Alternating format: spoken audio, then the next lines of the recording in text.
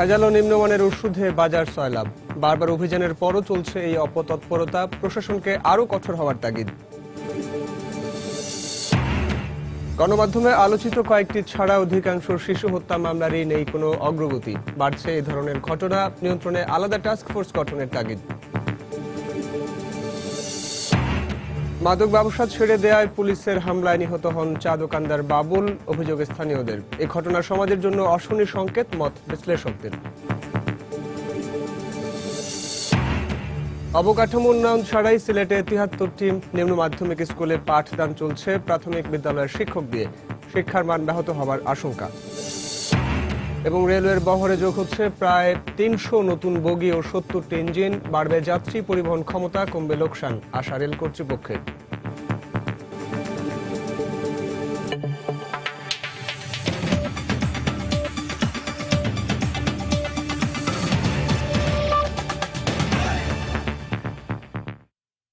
সংবাদের সঙ্গে আছে আমি সাইফুল রুদ্র।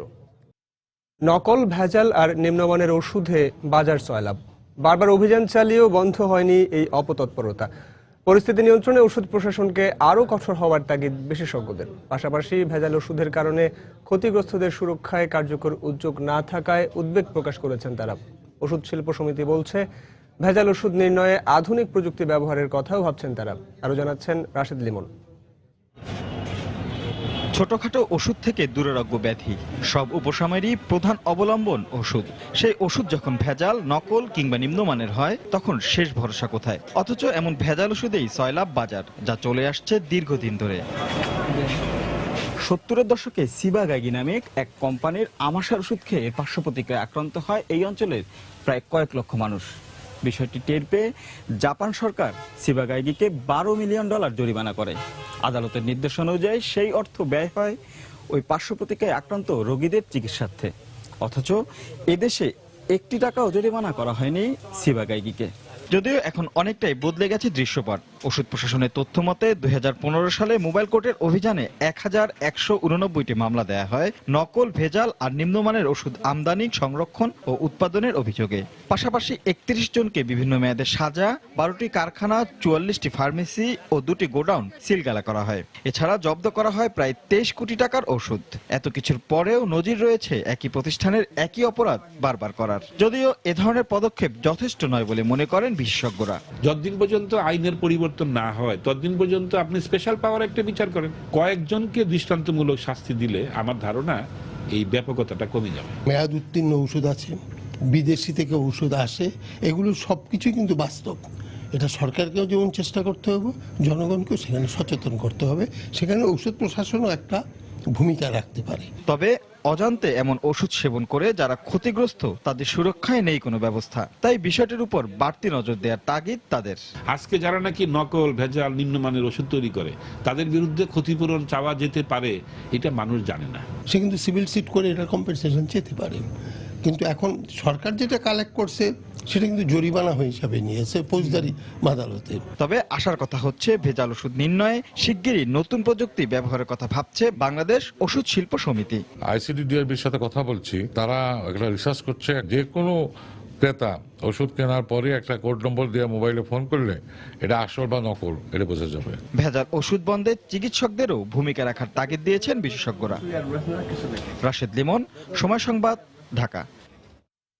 গণমাধ্যমে আলোচিত কয়েকটি শিশু হত্যা মামলার রায় দ্রুত ঘোষণা হলেও অন্যগুলোর অগ্রগতি সন্তোষজনক নয়। এতে সামগ্রিকভাবে শিশুদের প্রতি সহিংসতা কমছে না বলে মনে করছেন শিশু অধিকার কর্মীরা।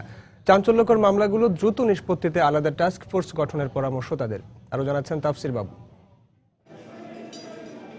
গত বছর সিলেটে শিশু রাজন ও খুলনায় শিশু রাকিব হত্যাকাণ্ডের চাঞ্চল্যকর 2টি মামলার রায় আসে রেকর্ড দ্রুততম সময়ের মধ্যে, যথাক্রমে 17 ও 10 কার্যদিবসে। এরপর আরও কয়েকটি শিশু হত্যার মামলায় দ্রুত বিচারিক কার্যক্রম শেষ হলেও বাকি অন্তত কয়েক হাজার মামলার তদন্ত পড়ে গেছে দীর্ঘসূত্রিতায়। যেমন রাজধানীর খিলক্ষেতে গত বছর কিশোর নাজিম হত্যার ঘটনায় অভিযোগপত্র গঠনেই সময় লেগে গেছে 9 মাস। শিশু অধিকার কর্মীরা বলছেন, তদন্ত প্রতিবেদন ও সাক্ষী উপস্থাপনে দুর্বলতায় অনেক মামলার বিচার কাজ ঝুলে যাচ্ছে। তদন্ত প্রতিবেদনটা যদি খুব দ্রুত ওনারা তৈরি করতে পারেন এবং তদন্তকারী কর্মকর্তা যদি খুব ঘন ঘন বদল না হয়, তাহলে মামলা এত দ্রুত হয়তো হবে না, কিন্তু খুব দীর্ঘসূত্রিতা হয়তো বা হবে না। এই ধরনের অনেক মামলা বিভিন্ন কোর্টে পেন্ডিং আছে এবং অনেক মামলায় তদন্তর একটা সময় অনুযায়ী তদন্ত করা হচ্ছে না, জাজমেন্টের জন্য অনেকগুলো মামলা আছে। এক্ষেত্রে আইন মন্ত্রণালয়ের পক্ষ থেকে টাস্ক ফোর্স গঠনের পরামর্শ তাদের। আইন মন্ত্রণালয় থেকে একটা টাস্ক ফোর্স যদি করা যায় তাহলে কিন্তু এই কেসগুলোর ব্যাপারে আমরা সহযোগিতা করতে চাই এবং সেইগুলোকে নিয়ে এইগুলো স্পিডি ট্রায়ালের মাধ্যমে জাজমেন্ট দেওয়া সম্ভব। গত বছর 30 জুলাই এক আন্তঃমন্ত্রণালয় বৈঠকে নারী ও শিশু নির্যাতন সংক্রান্ত চাঞ্চল্যকর মামলাগুলো মহিলা ও শিশু বিষয়ক মন্ত্রণালয় 3 মাস পর পর বৈঠক করে খতিয়ে দেখবে বলে সিদ্ধান্ত হলেও নিয়মিত আর সে বৈঠক হচ্ছে না। একটা সমস্যা হয়, আমাদের মন্ত্রণালয়ে তো আমাদের ম্যাজিস্ট্রেট সেই পাওয়ার নেই যে আমরা অ্যারেস্ট করব, আমরা ধরবো, এটা তো আমরা করতে পারি না। আমাদের অন্যদেরকে আবার বলতে হয়, সেখানে আবার দীর্ঘসূত্রিতার বিষয় চলে আসে। আমরা হয়তো বলার পরে মনিটর করি, কিন্তু কোনটা ছেড়ে কোনটা করব। প্রতিমন্ত্রী বলেন, সহিংসতার শিকার শিশুদের সহায়তার পাশাপাশি জনসচেতনতা সৃষ্টিতেও কাজ করছেন তারা। তাফসির বাবু, সময় সংবাদ, ঢাকা। বরিশালের সরকারি শিশু সদনের 2য় শ্রেণীর ছাত্র মশিউরের রহস্যজনক মৃত্যুর ঘটনায় একটি অপমৃত্যুর মামলা হয়েছে। গতরাত 9:15টার দিকে শেরেবাংলা মেডিকেল কলেজ হাসপাতালের ওয়ার্ড মাস্টার আবুল কালাম কোতোয়ালি থানায় এই মামলাটি দায়ের করেন। এদিকে মশিউরের কক্ষে থাকা 4 শিক্ষার্থী ও শিশু সদনের দারোয়ানকে থানায় এনে জিজ্ঞাসাবাদ করছে পুলিশ। ঘটনা তদন্তে জেলা প্রশাসনের পক্ষ থেকে অতিরিক্ত জেলা ম্যাজিস্ট্রেটের নেতৃত্বে 5 সদস্যের একটি তদন্ত কমিটি গঠন করা হয়েছে। গতকাল বিকেলে শিশু সদনের আবাসিক ভবনের নিজ কক্ষ থেকে দড়ি ও গামছা দিয়ে ঝুলন্ত অবস্থায় শিশু মশিউরের লাশ উদ্ধার করা হয়।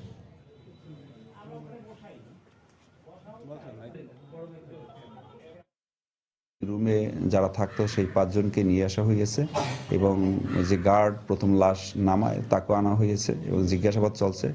জিজ্ঞাসাবাদ পর যদি কোনো তথ্য বেরিয়ে আসে তাহলে আমরা ওই মতো ব্যবস্থা নেব। বর্তমান তদন্ত চলছে। মাদক ব্যবসা ছেড়ে আসার কারণে প্রাণ দিতে হয় চা দোকানদার বাবুল মাতুব্বরকে। মাদক ব্যবসায়ীদের অত্যাচার থেকে বাঁচতে পুলিশের কাছে নিরাপত্তাও চেয়েছিলেন তিনি, তবে পুলিশ তাকে সহায়তা না করে উল্টো পুরনো ব্যবসায় ফিরে যেতে বলে, আর এতে সম্মতি না দেওয়ায় পুলিশের হামলায় প্রাণ দিতে হয় তাকে, এমন অভিযোগ স্থানীয়দের। সমাজবিজ্ঞানীরা বলছেন এই ধরনের ঘটনা সমাজের জন্য অশনি সংকেত। রিপোর্ট করেছেন এজাজ সৌমিক। স্বজন হারানোর বেদনায় এ কান্না কয়েকদিন ধরে দেখছে গণমাধ্যম। রাজধানী শাহালি থানার গোদারাঘাটের ফুটপাতে নিজের চায়ের দোকানে অগ্নিদগ্ধ হয়ে ঢাকা মেডিকেলের বার্ন ইউনিটে মৃত্যুবরণ করেন বাবুল মাতবর। এই ঘটনায় স্বজন ও এলাকাবাসীর অভিযোগের তীর পুলিশ ও স্থানীয় এক মাদক ব্যবসায়ীর দিকে। পারুলি বেগম আমার বাবাকে হুমকি দিচ্ছে, তোর শেষ দেখে নেব। মাদক বিক্রি করা রাজি না হতে আমার বাবার এই পরিণতি আজকে। আমার বাবা বলছে আমি এর ভেতরে জড়াবো না, আমার মেয়ে আছে, ওদের ভবিষ্যৎ আছে। যা দেখি কি বাবুলার মানে গায়ে কিছুই নেই, মানে পুড়ে গেছে গা। পুলিশে তো মানে জনগণ ভিড়তেই দেয় না। আগুন টাগুন নেবেলে আর পোলাইলে পরে পুলিশ গেছেছিল। তারা আরো জানান, একসময় মাদক ব্যবসার সাথে জড়িত থাকলেও বাবুল গত 1 বছর ধরে ফুটপাতে চা বিক্রি করে সৎভাবে জীবনযাপন করতেন। নিহত স্বজনরা জানান, শাহ আলী থানা পুলিশের হয়রানি থেকে রক্ষা পেতে গত বছরের 16 আগস্ট মিরপুর উপপুলিশ কমিশনারের কাছে লিখিত আবেদন করেছিলেন বাবুল মাতবর, কিন্তু বাবুলের স্বাভাবিক জীবনযাপনের আবেদন থেমে যায় তাদেরই নির্যাতনে। মাদকের ব্যবসা হ্যাঁ বিক্রি করছে, আগে ব্যবসা ছাইরা দিয়ে দোকানদারি নিছে, পুলিশের সহযোগিতাই তো এরা ব্যবসা করছে। গাঞ্জা বেচতে আছে, এগরে ধরে না, কাস্টমারের ধরে নিয়ে যায়। পারুলির মাল বিক্রি করতো কিন্তু বেচে না বলিয়ে তো এই যে সেই জন্য এই কারণটাই লোক খুব ভালো ছিল, কেউ সাথে ঝরগা কাবিস কিছু করতো না। বাবুলের সৎভাবে জীবিকা নির্বাহের আকাঙ্ক্ষার করুণ পরিণতিতে উদ্বিগ্ন সমাজবিজ্ঞানীরা। তাদের আশঙ্কা অন্যান্য অপরাধীরা এমন ঘটনায় স্বাভাবিক জীবনে ফেরত আসতে নিরুৎসাহিত হবে। বাবুলকে বরং এস্টাবলিশ করা উচিত ছিল, তাকে প্রজেক্ট করা উচিত ছিল যে হ্যাঁ এরকম একটা লোক, সে তার ভুল বুঝে চলে এসছে। অথচ আজকে আরেকটা বাবুল তৈরি হবে না, কারণ আরেকটা বাবুল হতে গেলে সে মনে করবে যে আমি হয়তো এরকমের মানে ভায়োলেন্সের শিকার হব। আমাদের জন্য এটা একটা অশনি সংকেত, কারণ রক্ষক যদি ভক্ষক হয়ে যায় তাহলে তো ওই সমাজ, ওই ব্যবস্থা ধ্বংস হয়ে যাবে। মোরাল মোটিভেশন তৈরি করতে হবে পুলিশের মধ্যে, পানিশমেন্ট দিতে হবে, অ্যাডমিনিস্ট্রেটিভলি, মোরালি, পলিটিক্যালি ফেস করতে হবে। এই সমাজবিজ্ঞানীর মতে মাদক ব্যবসা সহ সব ধরনের অনৈতিক কাজে সম্পৃক্ত হওয়া ঠেকাতে রাষ্ট্রের পাশাপাশি পরিবারেরও সচেতনতা বাড়াতে হবে। আমরা দেখতে পাচ্ছি মিডিয়াতে। ইজাজ সৌমিক, সময় সংবাদ, ঢাকা। সরকার জোর করে ক্ষমতায় বসে থাকার কারণে দেশের আইন শৃঙ্খলার অবনতি হয়েছে, অপহরণ ও হত্যার মতো ঘটনা বেড়ে গেছে বলে মন্তব্য করেছেন বিএনপির ভারপ্রাপ্ত মহাসচিব মির্জা ফখরুল ইসলাম আলমগীর। সকালে সিলেটের জেলা ও মহানগর বিএনপির সম্মেলনে যোগ দিয়ে তিনি একথা বলেন। এদিকে সিলেটের এই কাউন্সিলের মধ্য দিয়ে দেশব্যাপী বিএনপির পুনর্গঠনের যাত্রা শুরু হলো। এই সরকার জনগণের আশা আকাঙ্ক্ষাকে পুরোপুরিভাবে জলাঞ্জলি দিয়ে, আমি বলি যে পদাঘাত করে, তা একটা পুরোপুরিভাবে একটা প্রহসনের নির্বাচন দেখিয়ে ক্ষমতায় জোর করে বসে আছে। গণবিচ্ছিন্ন এবং গণবিচ্ছিন্ন বলেই আজকে এত নির্যাতন, এত নিপীড়নের আশ্রয় গ্রহণ করে তাকে ক্ষমতায় টিকে থাকতে হচ্ছে। এই জন্য অবলীলায় মানুষ খুন করতে হয়, এই জন্য অবলীলায় গুম করে দেয়, এই জন্য পায়ে গুলি ঠেকিয়ে থানায় নিয়ে গিয়ে গুলি করে। এক ভয়াবহ অবস্থার শিকার হয়েছে আমরা। প্রাথমিকের শিক্ষকদের দিয়ে সিলেট বিভাগের ৭৩টি নিম্ন মাধ্যমিক বিদ্যালয়ে ৬ষ্ঠ থেকে ৮ম শ্রেণী পর্যন্ত পাঠদান চলছে। এই স্কুলগুলোতে ২০১৩ শিক্ষাবর্ষ থেকে নতুন ৩টি শ্রেণী চালু হলেও নিয়োগ দেওয়া হয়নি প্রয়োজনীয় শিক্ষক। প্রশিক্ষণ না থাকায় প্রাথমিক স্তরের শিক্ষকরা মাধ্যমিক স্তরে পাঠদানে হিমশিম খাচ্ছেন। এতে শিক্ষার মান ব্যাহত হবে বলে মনে করছেন শিক্ষাবিদরা। দিগিন সিংহের তোলা ছবিতে আরো জানাচ্ছেন ইকরামুল কবির। সিলেট বিভাগে সরকারি প্রাথমিক বিদ্যালয়ের সংখ্যা ৪,৮৭৬টি।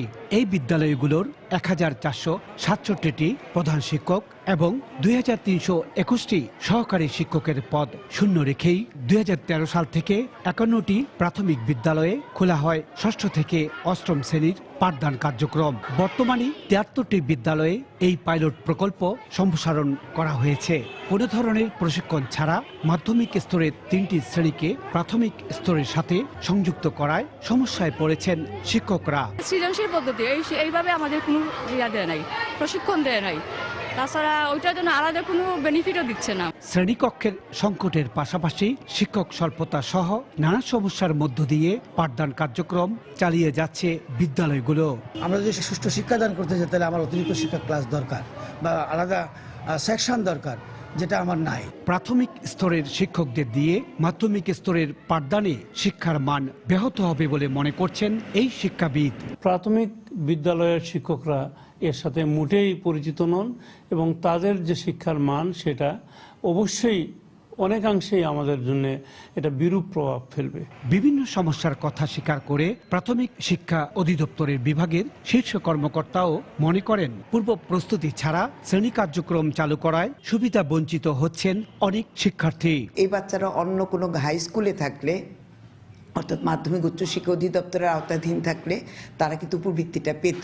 সিলেট বিভাগের সুনামগঞ্জে 23টি, মৌলভীবাজারে 21টি, হবিগঞ্জে 14টি এবং সিলেটের 25টি প্রাথমিক বিদ্যালয়ে ৮ম শ্রেণী পর্যন্ত পাঠদান কার্যক্রম চালু করা হয়েছে। ইকরামুল কবির, সময় সংবাদ, সিলেট। সময় সংবাদে আরো থাকছে। বাংলাদেশের কাঙ্ক্ষিত প্রবৃদ্ধি অর্জনে বিনিয়োগ বাড়ানো ও রাজস্ব ঘাটতি কমানোর পরামর্শ IMF এর। অভ্যন্তরীণ চাহিদা বাড়ানোর তাগিদ অর্থনীতিবিদদের।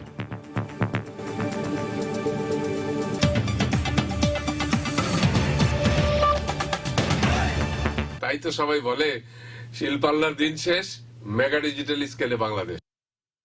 বাংলাদেশ রেলওয়ের বহরে যুক্ত হতে যাচ্ছে 270টি নতুন বগি এবং 70টি ইঞ্জিন। আগামী মার্চে দেশে আসতে শুরু করবে ইন্দোনেশিয়া এবং ভারত থেকে আমদানি করা এসব ইঞ্জিন ও বগি। এতে যাত্রী পরিবহন বাড়বে আর কমবে লোকসান, আশা রেল কর্তৃপক্ষের। পাশাপাশি বদলে যাচ্ছে ট্রেনের চিরাচরিত রঙও। বাংলাদেশের পতাকার রং লাল সবুজে রাঙানো হবে সব বগি। আরো জানাচ্ছেন কমল দে। স্বাভাবিক নিয়মে একটি ইঞ্জিনের অন্তত 22টি যাত্রীবাহী বগি বা কোচ টেনে নেওয়ার সক্ষমতা থাকলেও বগি সংকট সহ নানা সমস্যার কারণে বাংলাদেশে তা সম্ভব হয় না। মূলত কোচের স্বল্পতা থাকায় মাত্র 7 থেকে 15টি বগি নিয়ে যাতায়াত করে অধিকাংশ যাত্রীবাহী ট্রেন।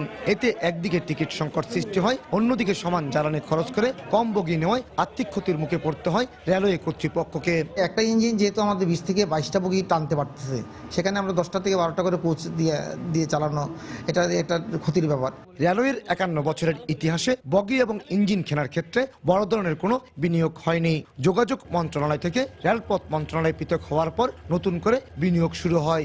এর অংশ হিসেবে মার্চে ইন্দোনেশিয়া থেকে 150টি এবং ভারত থেকে 120টি বগি দেশে আসার কথা রয়েছে। কোচগুলো আসলে পরে আমাদের যে বর্তমানে যে ট্রেনগুলো পূর্বাঞ্চল এবং পশ্চিমাঞ্চলে চলছে তার কিছু কিছু যেটা অতীব পুরানো হয়ে গেছে সেগুলো হয়তো মেরামতে চলে যাবে। শুধু বগি নয়, সে সাথে আনা হচ্ছে 70টি ইঞ্জিন। একই সাথে বদলে দেওয়া হবে ট্রেনগুলোর চিরাচরিত রঙও। যেরকম বাংলাদেশ বিমানের একটি রং আছে, আমরা রেলেরও একটা রঙের মধ্যে আমরা লাল সবুজ বাংলাদেশের পতাকার সাথে মিল রেখে মেইল ট্রেন এবং আমাদের ইন্টার ডিস্ট্রিক্ট যেগুলো আছে সেগুলো এক একটা পার্থক্য থাকবে। পূর্ব এবং পশ্চিম জোনে বিভক্ত বাংলাদেশ রেলওয়ে প্রতি বছর অন্তত 4 কোটি যাত্রী পরিবহন করে। এর মধ্যে পূর্বাঞ্চল যাত্রী সংখ্যা 2.5 কোটি। কমল দে, সময় সংবাদ, চট্টগ্রাম।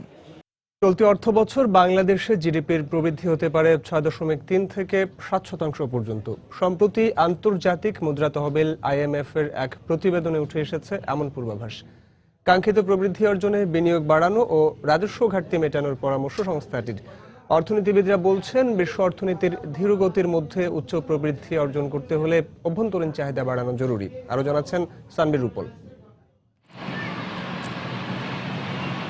সম্প্রতি বাংলাদেশের সামগ্রিক অর্থনীতির বিশ্লেষণ করে একটি রিপোর্ট প্রকাশ করেছে আন্তর্জাতিক মুদ্রা তহবিল IMF।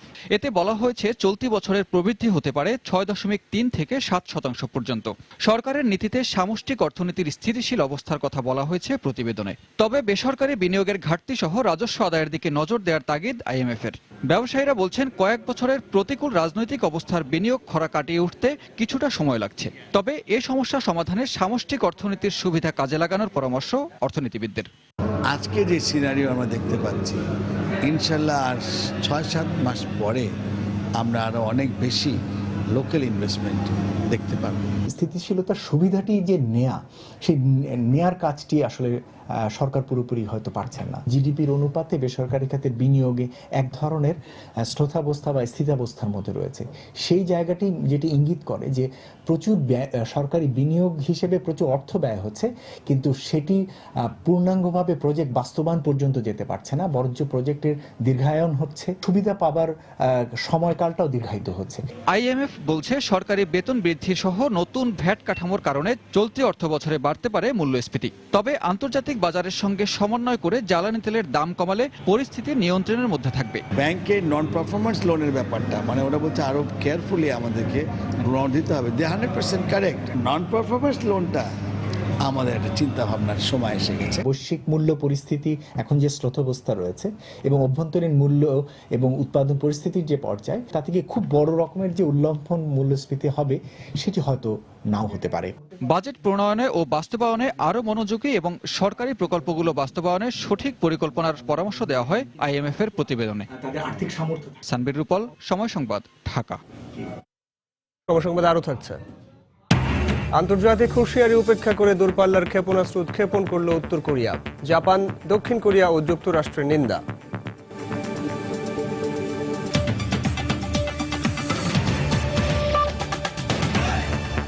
RFL ওয়াটার পাম্প, পানি দেবে টেনশন নয়। রাজধানীর ধানমন্ডিতে একটি আবাসিক ভবনে মধ্যরাতে আগুন লাগে। এতে ওই ভবনের কয়েকটি তলা ক্ষতিগ্রস্ত হয়। আগুনের তীব্র ধোঁয়ায় এক নারী মারা যান। ফায়ার সার্ভিসের প্রায় আধা ঘন্টার চেষ্টায় আগুন নিয়ন্ত্রণে আসে। বৈদ্যুতিক শর্ট সার্কিট থেকে আগুন লাগতে পারে বলে প্রাথমিকভাবে ধারণা করছে ফায়ার সার্ভিস।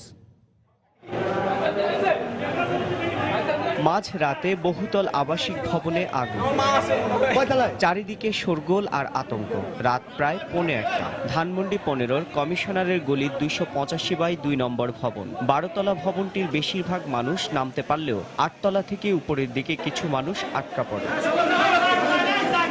তবে কিভাবে আগুনের সূত্রপাত হয় তা জানেন না বাসিন্দারা। প্রতিবেশীরা এগিয়ে এলেও আগুন নিয়ন্ত্রণ করতে পারছিলেন না। আমরা আমাদের ছেলেরা মিলে বালু মারছি, পানি মারছি, তখন বেশি ধোঁয়া হয়ে গেছে, তখন একটা গাড়িতে আগুন ধরে গেছে। এই ছাদের ডোমিনের ছাদেও কিন্তু মানুষ ছিল, কিন্তু ওনারা নামতে পারতেছে না। আগুন লাগার কিছু সময় পর ফায়ার সার্ভিসের কর্মীরা এসে আধ ঘন্টার চেষ্টায় আগুন নিয়ন্ত্রণে আনে ও আটকে পড়া বাসিন্দাদের উদ্ধার করে। এই সময় ভবনটির 9 তলায় ধোঁয়ায় অজ্ঞান হয়ে পড়া 75 বয়সী এক নারীকে ঢাকা মেডিকেলে নেওয়া হয়। সেখানে কর্তব্যরত চিকিৎসক তাকে মৃত ঘোষণা করেন। 12 তলা পর্যন্ত সবগুলো ফ্লোরে ক্ষতিগ্রস্ত হয়েছে। আগুনটা এত দ্রুত ছড়াই গেছে যে এটা আসলে মানে কেবল লাইনের মাধ্যমে ছড়াইছে, তো এটা আসলে অ্যাকচুয়াল কোনখান থেকে সূত্রপাত হয়েছে আসলে অ্যাকচুয়াল বোঝা যাবে না যে এটা কোনখান থেকে। ফায়ার সার্ভিসের মোট 60টি ইউনিট আগুন নেভানো ও উদ্ধার কাজে অংশ নেয়। ইমার আমিন, সময় সংবাদ, ঢাকা। রংপুর বিভাগের ৮টি জেলায় গ্যাস সরবরাহ সহ বিভিন্ন দাবিতে রাজধানীতে মানববন্ধন করেছে রংপুর বিভাগ সমিতি। সকালে জাতীয় প্রেস ক্লাবের সামনে এই মানববন্ধন কর্মসূচি পালন করা হয়। এ সময় সংগঠনের সভাপতি আলহাজ অ্যাডভোকেট আব্দুল্লাহ আল নাসের দাবি করেন, গ্যাসের অভাবে এই অঞ্চলের শিল্প কারখানা গড়ে উঠছে না, ফলে সম্ভাবনা থাকার পরও পিছিয়ে পড়ছেন তারা। দেশের অর্থনীতিতেও এর ক্ষতিকর প্রভাব পড়ছে। মানববন্ধনে রংপুর বিভাগ সমিতির সদস্য ও ঢাকায় অবস্থানরত রংপুরের বিভিন্ন শ্রেণী পেশার মানুষ অংশ নেন। আমরা আশা করি বিভিন্ন শিল্প কারখানা গড়ে উঠবে। রংপুর বিভাগবাসীর যে কর্মসংস্থান, বিভাগবাসীর বহু সন্তানদের, বেকার সন্তানদের কর্মসংস্থান হবে। এর মাধ্যমে দেশের উন্নয়ন করা সম্ভব হবে। ঢাকা বরিশাল রুটে কীর্তনখোলা নদীর চরকাওয়া এলাকায় ৭৩ জন যাত্রী নিয়ে আটকা পড়েছে জাহাজ পিএস মাহসুদ। যাত্রীরা জানান, ভোর ৫:৩০টার দিকে হঠাৎ প্রচণ্ড ঝাঁকুনিতে তাদের ঘুম ভেঙে যায়। পরে তারা দেখতে পান জাহাজটি নদীর কূলে এসে ঠেকেছে। বিআইডব্লিউটিএ বরিশালের সহ মহাব্যবস্থাপক সৈয়দ আবুল কালাম আজাদ জানান, জাহাজটির কোনো ক্ষয়ক্ষতি হয়নি, তবে জাহাজটি চর থেকে নদীতে নামানোর জন্য জোয়ার আসা পর্যন্ত অপেক্ষা করতে হবে। জাহাজের মাস্টার ইদ্রিস হোসেন সিরাজি জানান, তার সহকর্মী যখন জাহাজটি চালাচ্ছিলেন তখন এর ব্যাক গিয়ার ঠিকমতো কাজ না করায় এটি চরে উঠে পড়ে। এদিকে জাহাজটি চরে উঠে যাওয়ায় দুর্ভোগে পড়েন যাত্রীরাও। প্রায় ২০০ যাত্রীর মধ্যে ৭৩ জন ছাড়া বাকিরা বরিশাল নদী বন্দরে নেমে যান।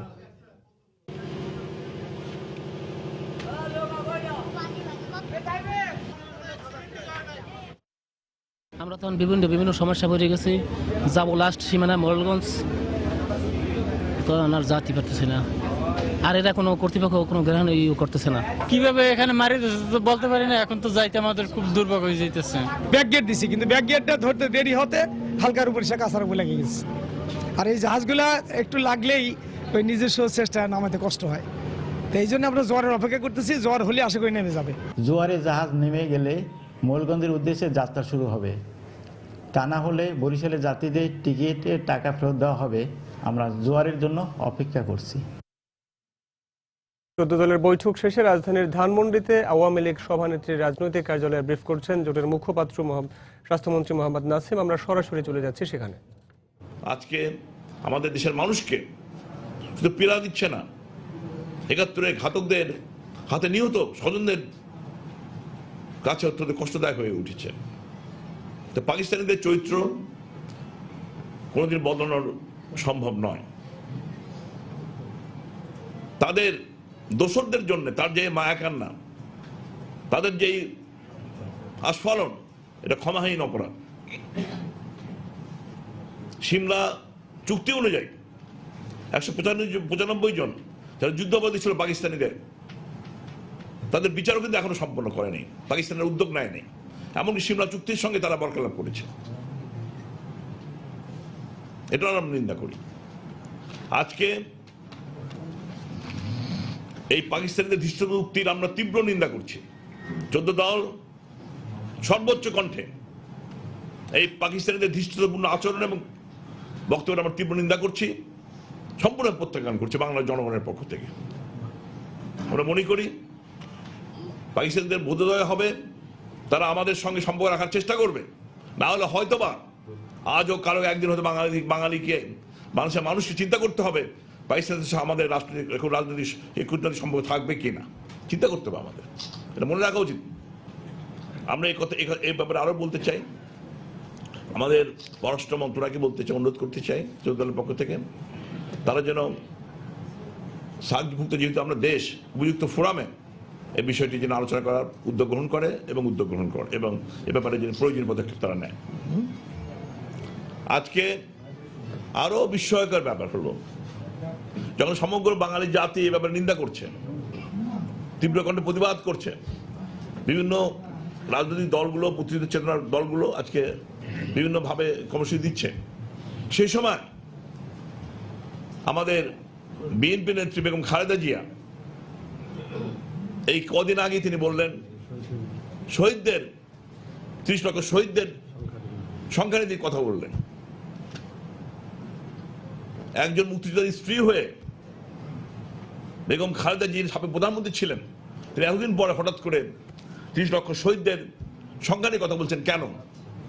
অর্থাৎ পাকিস্তানে যখন এই কথাগুলো বলছে, রিয়াকশন দিচ্ছে, তারা প্রতিক্রিয়া করছে, তখন একই সুরে যেন বেগম খালেদা জিয়া শহীদদের উপরে সংখ্যালঘুদের কথা বলছেন।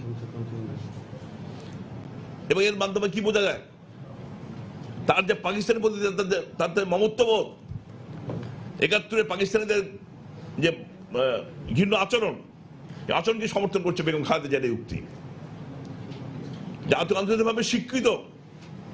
৩০ লক্ষ মানুষ জীবন দিয়েছে, তার স্বজনরা এখনো বুক ভরা বেদনা নিয়ে কষ্ট করছে।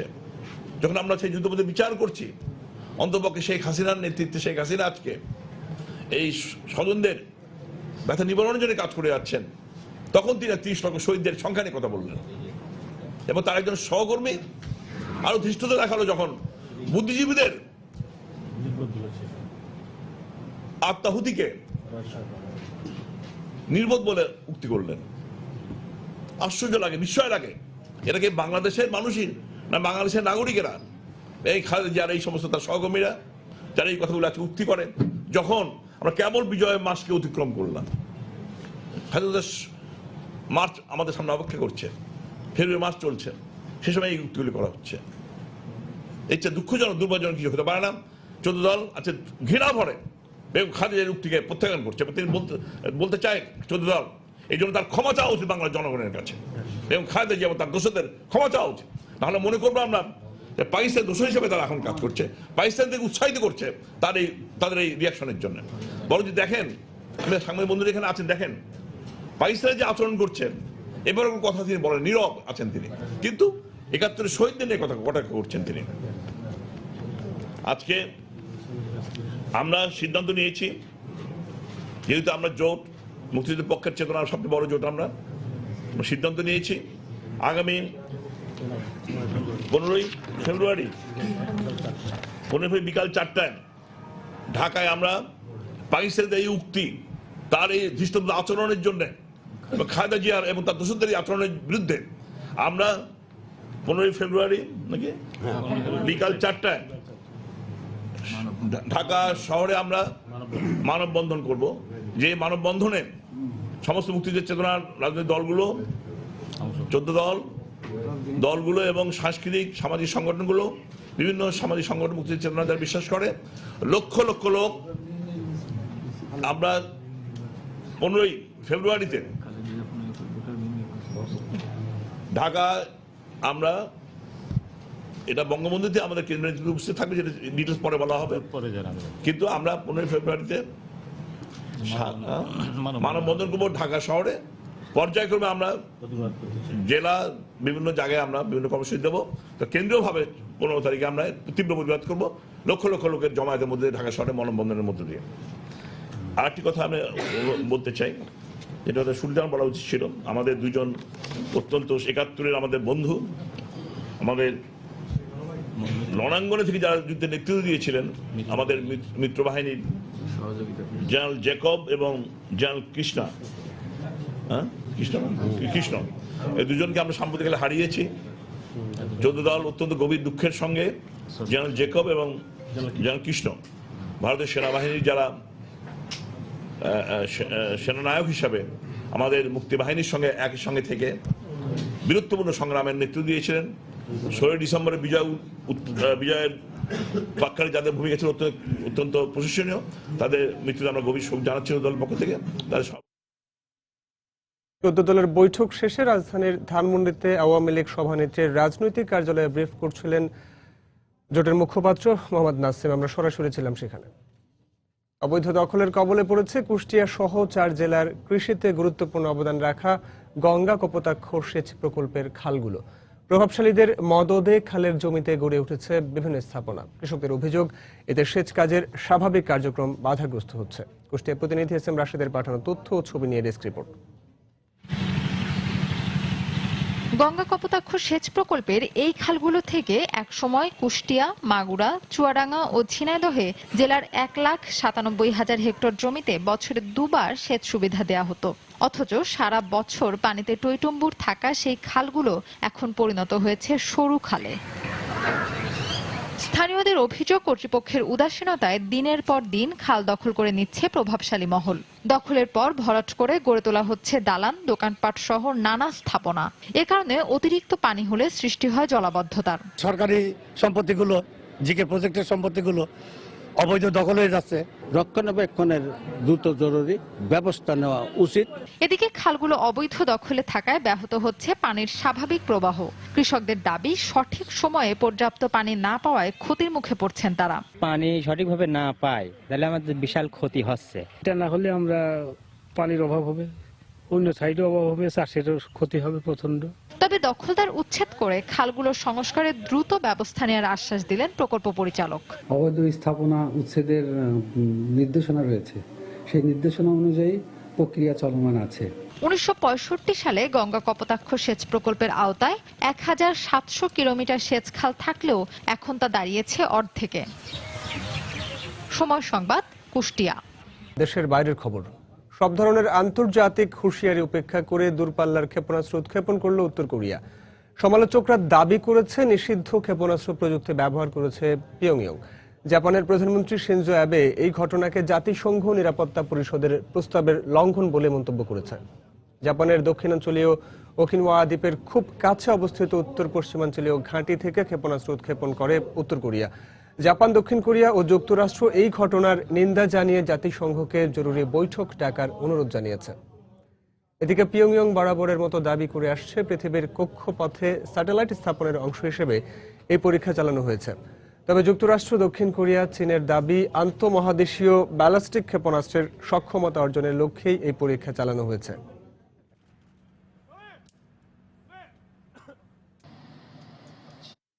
30 ঘন্টা পর তাইওয়ানের শক্তিশালী ভূমিকম্পে ধসে পড়া 17 তলা ভবনটির ধ্বংসস্তূপ থেকে 7 বছরের এক শিশুকে জীবিত উদ্ধার করা হয়েছে। এ নিয়ে 350 জনকে জীবিত উদ্ধার করার দাবি করেছে কর্তৃপক্ষ। এদিকে ভূমিকম্পে মৃতের সংখ্যা বেড়ে দাঁড়িয়েছে 18 জনে। ধসে যাওয়া ভবনটির নির্মাণজনিত কোনো ত্রুটি ছিল কিনা তা খতিয়ে দেখা হচ্ছে বলে জানিয়েছে দেশটির স্বরাষ্ট্র মন্ত্রণালয়। রোববার ভোররাতে বিধ্বস্ত ভবনের ধ্বংসস্তূপ থেকে 7 বছরের এক বালককে জীবিত বের করে আনে উদ্ধারকারীরা। এখনো ধ্বংসস্তূপের নিচে আটকা পড়ে আছে শতাধিক মানুষ। 9 তলাতে একজন জীবিত ব্যক্তির সন্ধান পেয়েছি। ধ্বংসস্তূপের ভেতর আটকে আছেন তিনি। তাকে উদ্ধারে এরই মধ্যে কাছের দেয়াল ভেঙে ফেলা হয়েছে। দুই পাশ থেকে গর্ত খুঁড়ে সতর্কতার সঙ্গে এগিয়ে যাচ্ছি আমরা। জীবিতদের উদ্ধারে দমকল বাহিনী ও সেনা সদস্যদের সঙ্গে হাত লাগিয়েছে স্থানীয়রা। এখন পর্যন্ত জীবিত উদ্ধার করা হয়েছে অন্তত 350 জনকে। শনিবার রাতে একটি শিশুকেও উদ্ধার করা হয়। ভবনের ধ্বংসস্তূপের ভেতরেই 4টি অনুসন্ধান দল কাজ করছে। দলের সদস্যরা ইট পাথরের মতো শক্ত বস্তু ভাঙার সরঞ্জামাদি ছাড়াও প্রাণের স্পন্দন শনাক্তকারী যন্ত্র ব্যবহার করছেন। শনিবার 6.4 মাত্রার ভূমিকম্পে 96টি অ্যাপার্টমেন্টের এত উঁচু ভবনের ধসে পড়া ঘটনাকে যেন বিশ্বাসই করতে পারছেন না স্থানীয়রা। ভূমিকম্প যখন শুরু হয় তখন ভোররাত। হঠাৎ পায়ের তলায় মাটি কাঁপতে থাকে। দ্রুত বাইরে বেরিয়ে আসার পর দেখি গোল্ডেন ড্রাগন দুলছে। কল্পনাও করতে পারিনি এমন মস্ত বড় বিল্ডিং ধসে পড়বে। ভূমিকম্পে ক্ষতিগ্রস্তদের সাহায্যে সব ধরনের ব্যবস্থা নেওয়ার আশ্বাস দিয়েছেন দেশটির প্রেসিডেন্ট মা ইং-জিউ। আর ধসে যাওয়া ভবনটির নির্মাণজনিত কোনো ত্রুটি ছিল কিনা তা খতিয়ে দেখা হচ্ছে বলে জানিয়েছে দেশটির স্বরাষ্ট্র মন্ত্রণালয়। জাহিদুর রহমান, সময় সংবাদ। ভারতের তামিলনাড়ুতে বাস ট্রাকের সংঘর্ষে 13 জন নিহত হয়েছেন, আহত হয়েছেন আরও 32 জন। রোববার স্থানীয় মাদুরাই এলাকায় একটি যাত্রীবাহী বাস ও ট্রাকের মধ্যে সংঘর্ষে এই হতাহতের ঘটনা ঘটে। দুর্ঘটনার কারণ অনুসন্ধানে তদন্ত চলছে বলে জানিয়েছে প্রশাসন। ভারতীয় সংবাদ মাধ্যম এনডিটিভি জানায়, হতাহতদের জন্য ক্ষতিপূরণ ঘোষণা করেছে রাজ্য সরকার। নিহতদের জন্য 1 লাখ ও আহতদের জন্য 5,000 রুপি বরাদ্দ দেওয়ার ঘোষণা দিয়েছেন মুখ্যমন্ত্রী জয়ললিতা।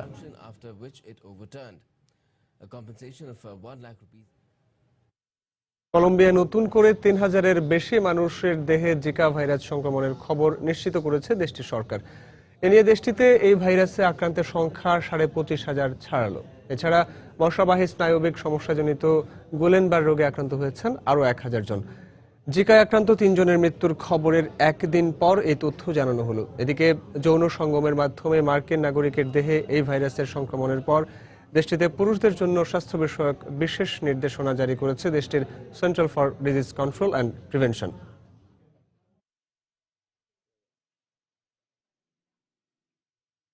অনূর্ধ্ব-19 বিশ্বকাপ প্রসঙ্গ। মিরপুরে কাপ পর্বের কোয়ার্টার ফাইনালের বাছা মরার লড়াইয়ে শ্রীলঙ্কাকে 185 রানের টার্গেট দিয়েছে ইংল্যান্ড। জবাবে এখন ব্যাট করছে শ্রীলঙ্কা। শেষ খবর পাওয়া পর্যন্ত লঙ্কানদের সংগ্রহ বিনা উইকেটে 51 রান। মিরপুরে টস জিতে ব্যাট করতে নেমে ম্যাচের শুরুতেই লঙ্কান বোলারদের তোপের মুখে পড়ে ইংল্যান্ড। দলীয় 47 রানেই 3 top order batsman Lawrence, Holden ও বার্নহ্যামকে হারায় তারা। এরপর মিডল অর্ডারে টেইলর, বার্টলি টু কুরান জুটি করার চেষ্টা করলেও লঙ্কান বোলারদের দৃঢ়তায় সেটি সম্ভব হয়নি। শেষে বেন গ্রিনের 26 ও ব্রড টেইলরের 22 রানের কল্যাণের সবকটি উইকেট হারিয়ে 184 রানের সংগ্রহ পায় ইংলিশরা। 185 রানের টার্গেটে ব্যাট করতে নেমে ওপেনারদের দৃঢ়তায় শুরুটা দুর্দান্ত হয়েছে লঙ্কানদের।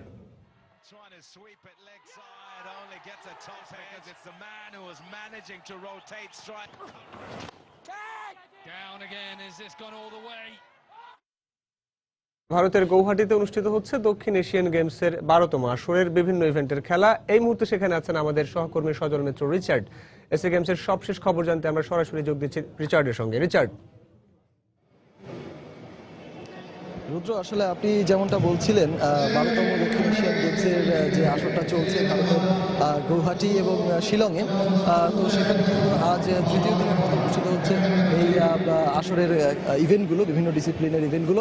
এবং তার মাঝখানে যদি আপনাকে একটু বিস্তারিত জানাতে চাই, আজ সকালে বাংলাদেশের জন্য বেশ সুখবর এসেছে এবং সেটি হচ্ছে আর্চারিতে কিন্তু বাংলাদেশ এরই মধ্যে দলগত ইভেন্টে, যেটি কিনা শিলং অনুষ্ঠিত হচ্ছে, সেখানে কিন্তু একটি রৌপ্য পদক অর্জন করেছে। পাশাপাশি আজ দুপুরের দিকে 12টার কিছু সময় পরে আমাদের ভারোত্তোলন থেকেও একটি রৌপ্য এনেছেন আমাদের অ্যাথলিটরা এবং সেখানেও আমাদের ভালো ফলাফল এসেছে। ফুলপ্রিয়া চাকমা, তিনি 58 কেজি ওজন শ্রেণীতে মেয়েদের বিভাগে ভারোত্তোলনে বাংলাদেশের জন্য রৌপ্য পদক এনেছেন এবং তিনি 144 কেজি ভার উত্তোলন করতে সক্ষম হয়েছিলেন, যেটি কিনা আমাদেরকে তৃতীয় রৌপ্যের আসলে দেখা পাইয়ে দিয়েছে। তো যাই হোক, বাংলাদেশের অ্যাথলিটদের জন্য আজকের দিনের সূচনাটা খুব একটা ভালো হয়েছে। পরবর্তীতে কি হবে সেটা না হয় আপনার মাধ্যমে বা আমাদের অন্যান্য খবরগুলোর মাধ্যমে আমরা দর্শকদেরকে জানানোর চেষ্টা করব। এই মুহূর্তে আসলে বাংলাদেশের পার্টিসিপেন্ট যারা রয়েছেন তারা বিভিন্ন ইভেন্টে অংশগ্রহণ করছেন। তার মাঝখানে এখন চলছে 58 কেজি ওজন শ্রেণীতে ছেলেদের পুরুষদের ভারোত্তোলন পর্ব এবং সেখানে কিন্তু বাংলাদেশের শিমুল কান্তি প্রতিদ্বন্দ্বিতা করছেন। এখন পর্যন্ত যেহেতু মানে ইভেন্টটি মাত্র শুরু হয়েছে, তো আসলে বলা যাচ্ছে না যে এখানে আসলে কীরকম ধরনের ফলাফল আশা করা, মানে কী ধরনের ফলাফল আসতে পারে। তবে এখান থেকেও বাংলাদেশের যিনি ভারোত্তোলনের কোচ রয়েছেন, ভারোত্তোলন দলের কোচ রয়েছেন, তিনি কিন্তু বলেছেন যে এই ডিসিপ্লিনে বাংলাদেশের একটি পদক আসলেও আসতে পারে। তো সেক্ষেত্রে আশায় আমরাও বুক বেঁধে রয়েছি। পাশাপাশি আপনার মাধ্যমে দর্শকদের আরও জানাতে চাই, আজ রাত 8টায় বাংলাদেশ জাতীয় হকি দল শক্তিশালী ভারতের মুখোমুখি হবে গ্রুপ পর্বের খেলাতে। তো সেটার জন্য আমরা আসলে প্রত্যাশা করতে পারি যে বাংলাদেশ দল ভালো একটা ফাইট করবে, কারণ হকি থেকেও আমাদের বাংলাদেশ একটি পদক অর্জন করবে, সেটা সবাই মোটামুটি ধরে নিয়েছে। এর পাশাপাশি সাঁতার রয়েছে, আজ বিকেলে অনুষ্ঠিত হবে এবং সেখানেও কিন্তু বেশ কয়েকটা পদকের নিষ্পত্তি হবে এবং সেক্ষেত্রেও বাংলাদেশের বেশ কয়েকটা পদক জয়ের সম্ভাবনা আছে। তো পদক জয়ের সম্ভাবনা থাকলেও অনেকেই জিজ্ঞাসা করছেন বা অনেকেই আশা করছেন বা সাংবাদিকরা জিজ্ঞাসা করছেন বিভিন্ন দলের কর্মকর্তাদের কাছে যে আসলে স্বর্ণ পদকটা আসলে কোন ডিসিপ্লিনে বা কোন ইভেন্টে আসবে। এখন পর্যন্ত খুব একটা ভালো সুখবর তারা দিতে পারেনি, তবে সবাই কম বেশি প্রত্যাশা করছেন। তো সব মিলিয়ে যে ডিসিপ্লিনগুলো রয়েছে, সেই ডিসিপ্লিনের যে ইভেন্টগুলো রয়েছে, তার মাঝখানে আমার কাছে যে তথ্যগুলো ছিল সেই তথ্যগুলো তো আপনার মাধ্যমে জানালাম আমি। তবে বিকেলের দিকে বেশ কয়েকটা পদকের নিষ্পত্তি হবে, যেখানে বাংলাদেশের পদক প্রাপ্তির বেশ সম্ভাবনা রয়েছে। তো আসামের গৌহাটি থেকে এই ছিল আমার কাছে সর্বশেষ রুদ্র। দর্শক, ভারতের গৌহাটি থেকে দক্ষিণ এশিয়ান গেমসের 12তম আসরের বিভিন্ন ইভেন্টের খেলার খবর জানাচ্ছিলেন আমাদের সহকর্মী সজল মিত্র রিচার্ড। এ পর্যায়ে শীর্ষ সংবাদগুলো জানিয়ে দিচ্ছে আরও একবার। ভেজাল ও নিম্নমানের ওষুধে বাজার সয়লাভ। বারবার অভিযানের পরও চলছে এই অপতৎপরতা, প্রশাসনকে আরও কঠোর হওয়ার তাগিদ। গণমাধ্যমে আলোচিত কয়েকটি ছাড়া অধিকাংশ শিশু হত্যা মামলারই নেই কোনো অগ্রগতি, বাড়ছে এই ধরনের ঘটনা, নিয়ন্ত্রণে আলাদা টাস্কফোর্স গঠনের তাগিদ। মাদক ব্যবসা ছেড়ে দেওয়ায় পুলিশের হামলায় নিহত হন চা দোকানদার বাবুল, অভিযোগে স্থানীয়দের। এই ঘটনার সমাজের জন্য অশনি সংকেত, মত বিশ্লেষকদের। অবকাঠামো উন্নয়ন ছাড়াই সিলেটে 73টি নিম্ন মাধ্যমিক স্কুলে পাঠদান চলছে প্রাথমিক বিদ্যালয়ের শিক্ষক দিয়ে। শিক্ষার মান ব্যাহত হওয়ার আশঙ্কা। এবং রেলওয়ের বহরে যোগ হচ্ছে প্রায় 300 নতুন বগি ও 70টি ইঞ্জিন। বাড়বে যাত্রী পরিবহন ক্ষমতা, কমবে লোকসান, আশা রেল কর্তৃপক্ষের।